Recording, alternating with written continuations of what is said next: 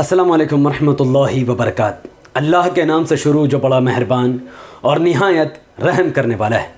Israel और फ़लस्तीन के जंग के बीच इज़राइल के प्राइम मिनिस्टर बेंजामिन नेतन्याहू ने प्रेस कॉन्फ्रेंस करके अंधभक्तों मोदी भक्तों को इंटरनेशनली थू थू कर दिया है। जी हाँ, जहाँ पर फ़लस्तीन में रह रहे गाज़ा पट्टी के एक हमास नाबिक मुसलमानों की संस्था ने इज़राइल को धमकी देने के बाद 1000 से भी ज़्यादा रॉकेट दाग दिए।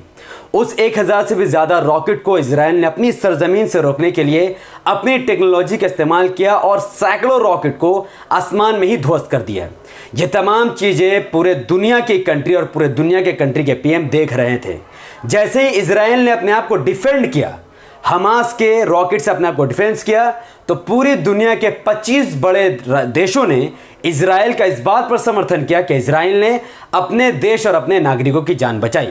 बेंजामिन नेतन्याहू के समर्थन में पूरे भारत में अंधभक्त उतर पड़े और ट्विटर पे 3 लाख से भी ज़्यादा ट्वीट को ट्रेंड कराया गया कि I stand with India, stand with Israel.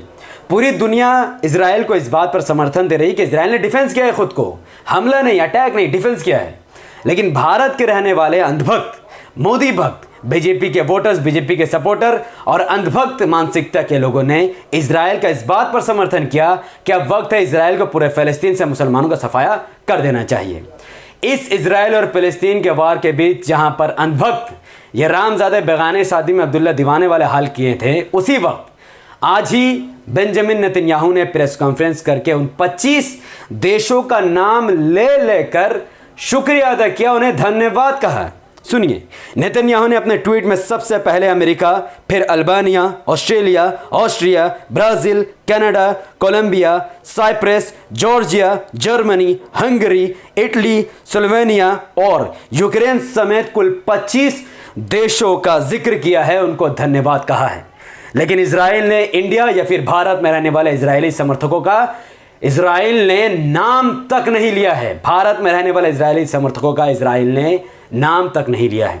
हालांकि मैंने पहले ही कहा कि 25 देशों में रहने वाले पीएम ने इज़राइल का इस बात पर समर्थन किया कि इज़राइल ने विक्टिम होकर अपने देश की रक्षा की हमास के 1050 रॉकेट से अपने टेक्नोलॉजी के दम पर। लेकिन भारत में रह रहे अनभक्तों ने इज़राइल का समर्थन किया खूनी खेल करने पर। तो उस हिसाब से बेंजामिन नेतन्याहू को उन 25 कंट्री का नाम लेने के साथ साथ अनभक्तों का स्पेशल तौर पर नाम लेकर बेंजामिन नेतन्याहू को कहना चाहिए था कि पूरे 25 कंट्री के साथ साथ स्पेशल थैंक यू भारत के उन अनभक्तों और मोदी भक्तों को मैं देना चाहता हूं, जिन्होंने ना हमारे साथ खड़ा तो दूर की बात है, हमारे साथ मिलकर मुसलमानों को ख़त्म करने की बात कही। विक्टिम कार्ड तो बहुत दूर की बात है, लेकिन बेंजामिन नेतन्याहू ने ऐसा नहीं किया। आप सब में से शायद बहुत ही कम लोग जानते होंगे कि 1998 में जब अटल बिहारी वाजपेयी बीजेपी की तरफ से हमारे भारत के प्राइम मिनिस्टर बने थे, तब एक मुद्दे पर पूरे विश्व में अटल बिहारी वाजपेयी का नाम हुआ था। वो ये था कि भारतीय जनता पार्टी की तरफ से होने के बावजूद भी 1998 के हिंदुओं ने और भारतीय जनता पार्टी और उनके प्राइम मिनिस्टर अटल बिहारी वाजपेयी ने खुलकर फ़लस्तीन का साथ दिया था, खुलकर इज़राइल को क्रिमिनल कहा था, डकैत कहा था और फ़लस्तीन को छोड़ने की धमकी तक दी थी कि आज ना एक दिन इज़राइल को फ़लस्तीन छोड़कर जाना पड़ेगा। यह खुद अटल बिहारी वाजपेयी का वर्ड है कि एक गलतफहमी पैदा की जा रही है। यह कहा जा रहा है जनता पार्टी की सरकार बन गई, वो अरबों का साथ नहीं देगी, इज़राइल का साथ देगी। आदरणीय मोरारजी भाई इस स्थिति को स्पष्ट कर चुके हैं। गलतफहमी को दूर करने के लिए मैं कहना चाहता हूं कि हम हर एक प्रश्न को गुण और अवगुण के आधार पर देखेंगे, लेकिन मध्य पूर्व के बारे में यह स्थिति साफ है कि अरबों की जिस जमीन पर इज़राइल कब्जा करके बैठा है, वो जमीन उसको खाली करना होगी।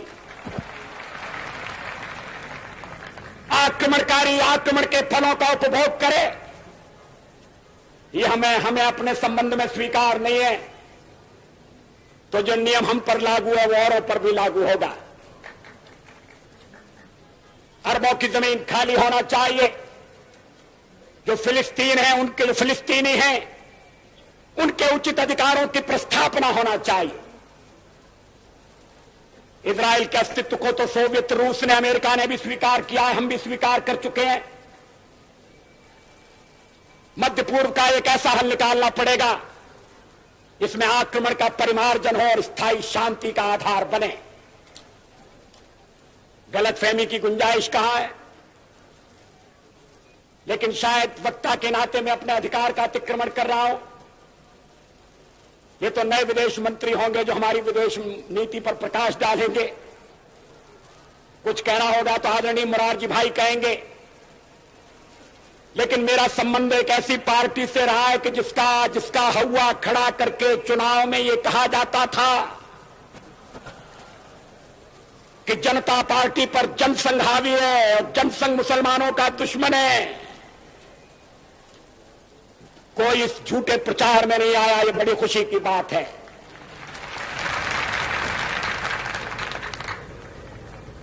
लोग इस खेल को समझ गए। जनता ने यह भी देखा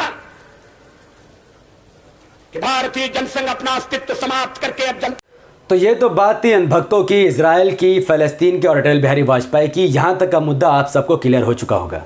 लेकिन अगर बात किया जाए इजराइल और फ़लस्तीन की, इजराइल अंधाधुन गाज़ा पर अटैक कर रहा है, एयर स्ट्राइक कर रहा है, सड़कों पर, हॉस्पिटल के सामने ज़मीन पर बम डालकर पूरी सड़कें ख़राब कर रहा है ताकि लोग मरीज़ को हॉस्पिटल तक लेके जा ही ना पाए और रास्ते में घायल लोग दम तोड़ दे। ऐसी बदमाशियाँ इस वक्त इजराइल कर रहा है। भारत के वो हिंदू जो आज इजराइल के साथ खड़े हैं, उनसे मैं कुछ सवाल करना चाहूँगा कि अगर वो इजराइल और फ़लस्तीन के जंग में खुश हो रहे हैं और इजराइल का समर्थन दे रहे हैं इस उम्मीद से कि 7 अरब कंट्री उसके साथ है, ऐसा नहीं है। फ़लस्तीन के साथ फ़िलहाल खड़ा होना दूर की बात है, समर्थन में फ़ौज उतारने की तैयारी फ़िलहाल तो किसी की नहीं है। आप उस इजराइल का साथ दे रहे हैं जिसका सिस्टम समझिए।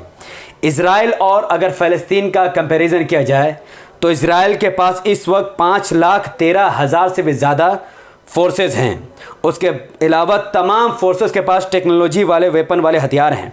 उनके पास बैटल के लिए टैंक है, आर्मर है, पर्सनल कैरियर है, आयरन डोम है जिससे वो आसमान में ही मिसाइल को ध्वस्त कर देते हैं। उनके पास ट्रॉफी एक्टिव प्रोटेक्शन सिस्टम है, व्हीकल है। उसके अलावा अनगिनत वो हथियार है जिसकी खबर दुनिया को भी नहीं है।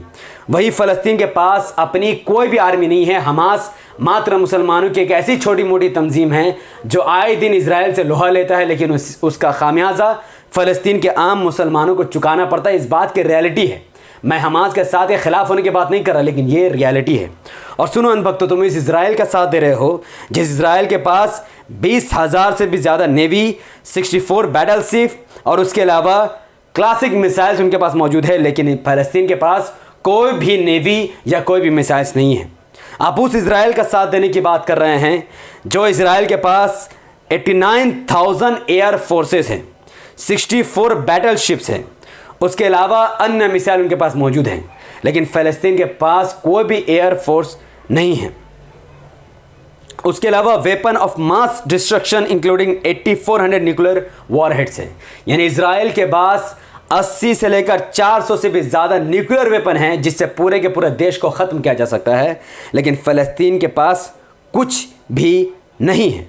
यहाँ तक कि अगर मिलिट्री बजट की बात की जाए तो इजराइल का बजट, ईयरली बजट है $20 बिलियन और अमेरिका का उसे $146 बिलियन का अलग से समर्थन मिलता है, लेकिन वही यह फ़लस्तीन के पास $0 का बजट है। ना उनका कोई ऑफिशियल सरकार है, ना ही उनके पास कोई मिलिट्री का बजट है।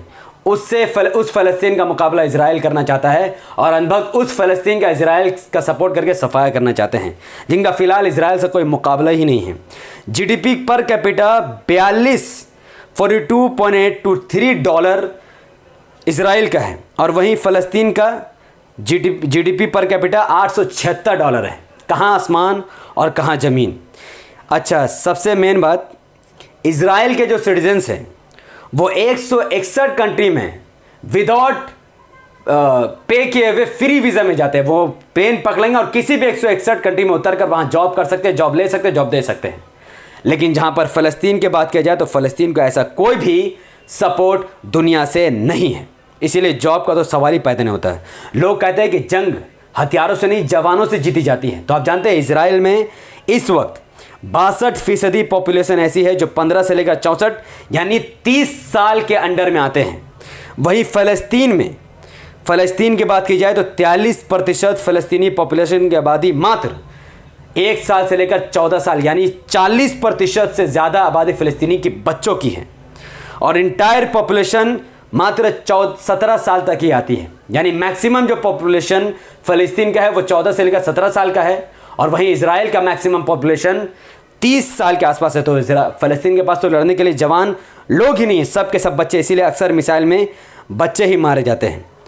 उसके अलावा मैं और बात नहीं करना चाहूँ। आप सोचिए इजराइल के मुकाबले में फ़लस्तीन किस हद तक कमज़ोर है, और उस कमज़ोर फ़लस्तीन का हम मुसलमान और पूरे अरब कंट्रीज़ और वो हिंदू जो पढ़े लिखे हैं और वो क्रिश्चियन जो पढ़े लिखे हैं वो फ़लस्तीन के साथ खड़े हैं।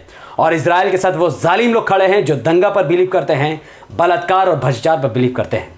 तो मैं आपसे पूछता हूं कि आपका समर्थन किसकी तरफ है, इजराइल की तरफ और फ़लस्तीन की तरफ? आप अपनी बात कमेंट पर रखिए। जहां पर अटल बिहारी वाजपेयी अपने दौर में बीजेपी के राज्य में होते हुए भी फ़लस्तीन का साथ दे रहे थे, लेकिन आज के सो कॉल्ड हिंदू और भगवतर हिंदू आइडियोलॉजी रखने वाले लोग इजराइल के साथ खड़े हैं। आप इस पर उनको सही या गलत ठहराते हैं, वो भी बात आप कमेंट पर रखिए। जहां पर अंधभक्तों की इंटरनेशनल बेइज्जती हुई है कि धड़ाधड़ ट्रेंड करा रहे थे, वहां पर जो बाइडेन के अलावा पीएम नेतन्याहू ने किसी भी अंधभक्तों या मोदी तक का नाम नहीं लिया। इसके बारे में आपकी क्या प्रतिक्रिया, आप उस बात को कमेंट पर रखें। अगर आपको यह वीडियो इन्फॉर्मेटिव लगा हो और आपको लगता है कि ये ऐसी वीडियो लाखों लोगों तक पहुंचनी चाहिए, तो यूट्यूब का एल्गोरिथम कहता है कि जब किसी वीडियो पर लाइक पड़ जाते हैं, जब किसी वीडियो को देखते ही लोग लाइक कर देते हैं, जब किसी वीडियो के लिंक को लोग धड़ाधड़ शेयर करने लगते हैं, जब किसी वीडियो पर लोग कमेंट करने लगते हैं, यूट्यूब ऐसे वीडियो को लाखों लोगों तक पहुंचा देता है। तो इस वीडियो को ज़्यादा से ज़्यादा लाइक कीजिए, इसके लिंक को व्हाट्सएप, फेसबुक, इंस्टाग्राम में शेयर कीजिए। आप अपनी बात को कमेंट पर रखिए कि इस युद्ध में आप इजराइल के साथ खड़े हैं या फिर फ़लस्तीन के साथ। हमारे चैनल द पॉलिटिकल को सब्सक्राइब कीजिए, बेल आइकन को हिट कीजिए और आने वाले वीडियो को ध्यान से देखिए और न्याय का साथ दीजिए। बहुत बहुत शुक्रिया। अस्सलाम वालेकुम रहमतुल्लाहि व बरकात। अल्लाह की सलामती रहमत बरकात।